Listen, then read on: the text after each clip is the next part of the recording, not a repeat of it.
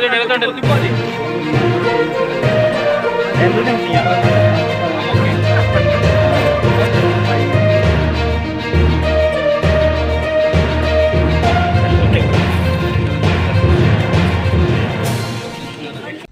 నమస్కారం. మనోమన్యం మీడియా వార్తలకి స్వాగతం. అల్లూరు జిల్లా పాడేరు వైఎస్ఆర్సీపీ క్యాంప్ కార్యాలయంలో బుధవారం పార్టీ జెండాను ఆవిష్కరించిన ఎమ్మెల్యే మధ్యరాస విశ్వేశ్వరరాజు. ఈ నేపథ్యంలో అంబేద్కర్ కూడలిలో వైఎస్ఆర్ విగ్రహానికి పూలమాలలు వేసి నివాళి అర్పించి కేక్ కటింగ్ చేశారు.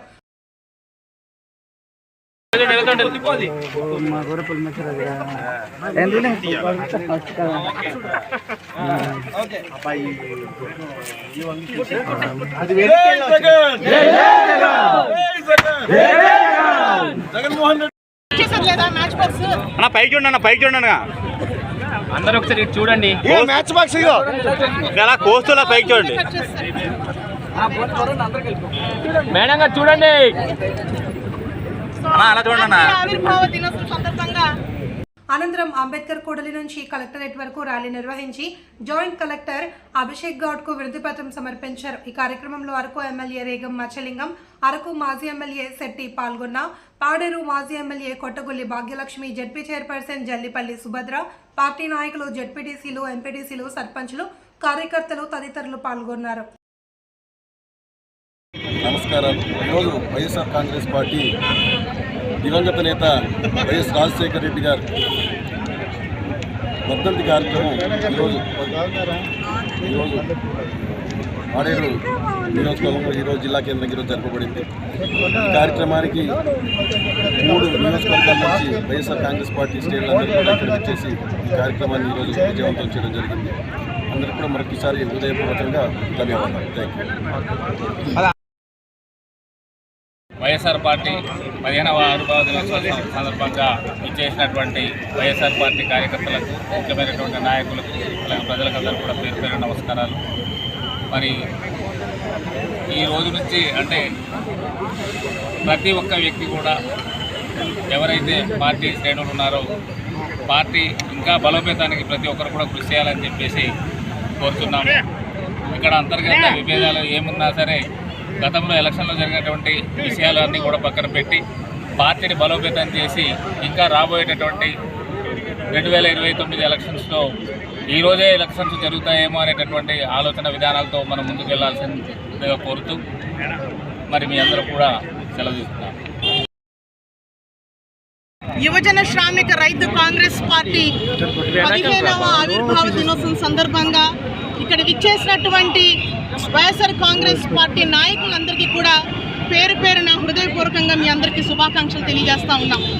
సో వైఎస్ఆర్ కాంగ్రెస్ పార్టీ అధినాయకుడు, పార్టీ అధ్యక్షులు శ్రీ వైఎస్ జగన్మోహన్ రెడ్డి గారు మీ అందరికీ తెలుసు ఎలాంటి సందర్భంలో పార్టీని స్థాపించాల్సినటువంటి అవసరం పడింది, వచ్చిన తర్వాత ఏ రకంగా పార్టీని ముందుకు తీసుకెళ్లారన్న విషయం మనందరం కూడా తెలుసు.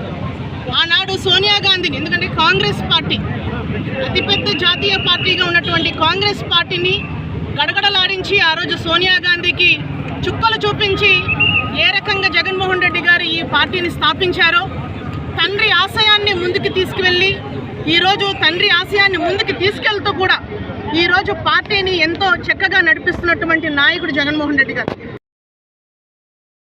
తెలియజేసుకుంటున్నాను. ఈరోజు వైఎస్ఆర్ కాంగ్రెస్ పార్టీ ఏర్పడి సుమారుగా 15వ ఏట ఈరోజు వచ్చినటువంటి సందర్భం. ఆ రోజు ఢిల్లీలో ఉన్నటువంటి కాంగ్రెస్ అధినేత్రి అయినటువంటి సోనియా గాంధీని ఢీకొట్టి మరి నేను ప్రజల కోసం ఖచ్చితంగా మా తండ్రి యొక్క ఆశయాలను నెరవేర్చాలని ఆ రోజు జగన్మోహన్ రెడ్డి గారు చేసినటువంటి ఒక గొప్ప సంకల్పంతో ఏర్పాటు చేసినటువంటి వైఎస్ఆర్ కాంగ్రెస్ పార్టీ గతంలో మీరు చూశారు. ఎన్నో ఒడుదుడుకులతో ఆవిర్భవించినటువంటి ఈ పార్టీ ఈరోజు అంటే 2019లో మరి గణనీయంగా విజయం సాధించినటువంటి విషయాలు కూడా మనందరికీ తెలిసిన విషయమే. ఈ రోజు వరకు కూడా ఎక్కడ కూడా క్యాడర్ అనేది చెదిరిపోకుండా జెండాని నమ్మి జగనన్నని నమ్మి నడుస్తున్న వాళ్ళందరికీ కూడా త్వరలోనే అందరికీ కూడా న్యాయం జరుగుతుందని మీ అందరికీ కూడా తెలియజేసుకుంటున్నా. ఎందుకంటే గడిచిన 5 సంవత్సరాలు మనం ఒకసారి గమనిస్తే గనక మరి జగన్మోహన్ రెడ్డి గారి యొక్క పరిపాలన ఏ రకంగా సాగింది, ఏ రకంగా సంక్షేమ విషయంలో కానివ్వండి, ఉద్యోగ పరంగా కానివ్వండి, వ్యాపార రంగంలో కానివ్వండి, రాజకీయంగానే కానివ్వండి, అన్ని రంగాల్లో కూడా సుభిక్షంగా తీసుకుని వెళ్ళినటువంటి ఒకే ఒక నాయకుడు జగన్మోహన్ రెడ్డి గారు. మన మన్యం వార్తా విశేషాలను వీక్షించేందుకు మన మన్యం న్యూస్ యూట్యూబ్ ఛానల్ని సబ్స్క్రైబ్ చేసుకోండి. అలాగే మీ ఫ్రెండ్స్ అండ్ ఫ్యామిలీ మెంబర్స్కి షేర్ చేయండి. అలాగే లైక్ చేయండి, కామెంట్ చేయండి.